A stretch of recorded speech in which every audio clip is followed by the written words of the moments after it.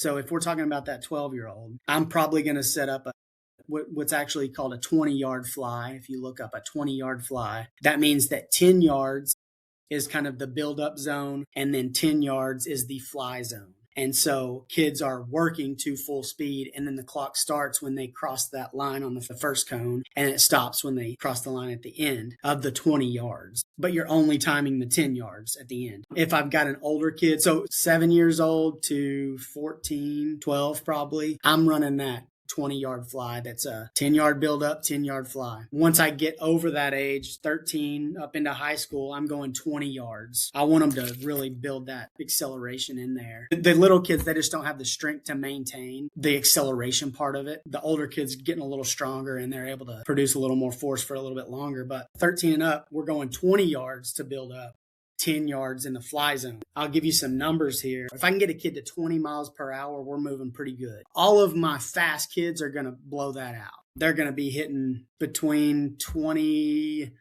20.8 and 22.8 or 21.8. Those lightning fast kids are going to reach that 22 up. And if you look at, some of those Olympic sprinters, it'll show the miles per hour on there. Have you seen what they're running? And they're on a 100-yard dash and they're hitting 24 at like 60 yards.